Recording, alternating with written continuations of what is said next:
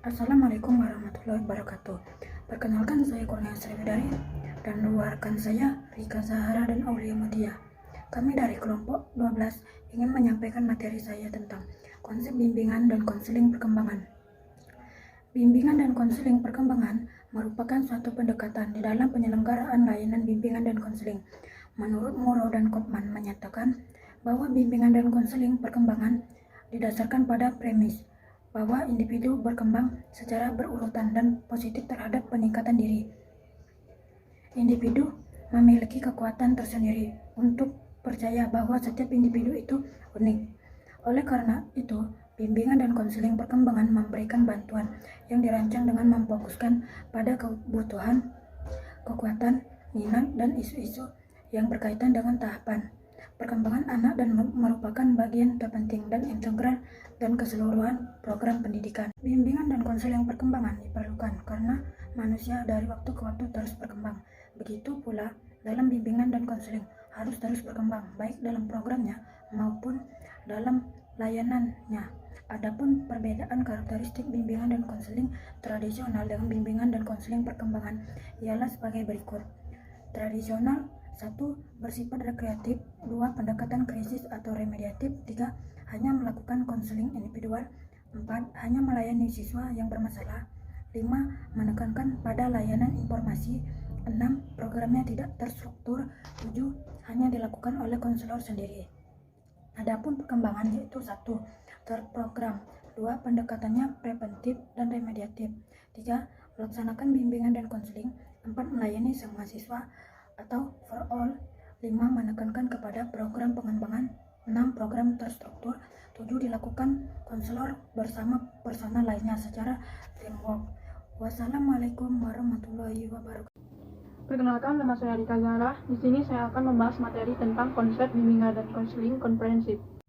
Bimbingan konseling komprehensif ini dapat diartikan sebagai pemberian bantuan kepada peserta didik melalui layanan dasar bimbingan, layanan responsif, layanan perencanaan individual, dan dukungan sistem sesuai dengan norma yang berlaku di masyarakat.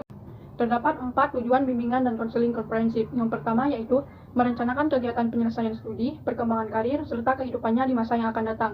Yang kedua, mengembangkan seluruh potensi dan kekuatan yang dimilikinya seoptimal mungkin. Ketiga, menyesuaikan diri dengan lingkungan pendidikan, lingkungan masyarakat, serta lingkungan kerjanya. Dan yang terakhir yaitu mengatasi hambatan dan kesulitan yang dihadapi dalam studi, penyesuaian dengan lingkungan pendidikan, masyarakat, maupun lingkungan kerja. Selanjutnya yaitu fungsi bimbingan dan konseling komprehensif. Terdapat 4 fungsi bimbingan dan konseling komprehensif. Yang pertama yaitu fungsi pemahaman. Fungsi pemahaman yaitu fungsi bimbingan yang akan dapat menghasilkan pemahaman tentang diri siswa yang dapat digunakan dalam rangka pengembangan siswa. Yang kedua, fungsi pencegahan. Fungsi pencegahan yaitu fungsi bimbingan yang bermaksud agar siswa tidak mengalami sesuatu kesulitan. Yang ketiga, fungsi penyesuaian. Fungsi penyesuaian ini yaitu fungsi bimbingan dalam membantu siswa untuk dapat menyesuaikan diri dengan lingkungan, keluarga, sekolah, dan masyarakat. Dan yang terakhir yaitu fungsi pemecahan. Fungsi pemecahan yaitu fungsi bimbingan yang membantu memecahkan masalah dengan cara mengumpulkan data tentang latar belakang timbulnya masalah. Selanjutnya yaitu prinsip-prinsip bimbingan dan konseling komprehensif. Prinsip-prinsip ini berasal dari konsep-konsep filosofis tentang kemanusiaan yang menjadi dasar bagi pemberian layanan bantuan ataupun bimbingan, baik di sekolah maupun di luar sekolah. Prinsip-prinsip itu yang pertama yaitu bimbingan diperuntukkan bagi semua individu.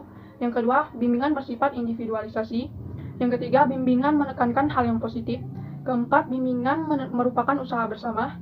Yang kelima, pengambilan keputusan merupakan hal yang esensial dalam bimbingan. Dan yang terakhir yaitu bimbingan berlangsung dalam berbagai setting kehidupan. Terdapat 4 komponen layanan bimbingan dan konseling komprehensif. Yang pertama yaitu layanan dasar. Layanan dasar dapat diartikan sebagai proses pemberian bantuan kepada seluruh peserta didik melalui kegiatan penyiapan pengalaman terstruktur secara klasikal ataupun kelompok yang disajikan secara sistematis dalam rangka mengembangkan perilaku jangka panjang sesuai dengan tahap dan tugas-tugas perkembangannya. Yang kedua yaitu layanan responsif. Layanan responsif merupakan pemberian bantuan kepada peserta didik yang menghadapi kebutuhan dan masalah yang memerlukan pertolongan dengan segera. Karena jika tidak segera dibantu akan dapat menimbulkan gangguan dalam proses pencapaian tugas-tugas perkembangannya. Yang ketiga yaitu perencanaan individual. Layanan ini dapat diartikan sebagai proses bantuan kepada peserta didik agar mampu merumuskan dan melakukan aktivitas yang berkaitan dengan perencanaan masa depan berdasarkan pemahaman akan kelebihan dan kekurangan dirinya serta pemahaman akan peluang dan kesempatan yang tersedia di lingkungannya. Dan yang terakhir yaitu dukungan sistem.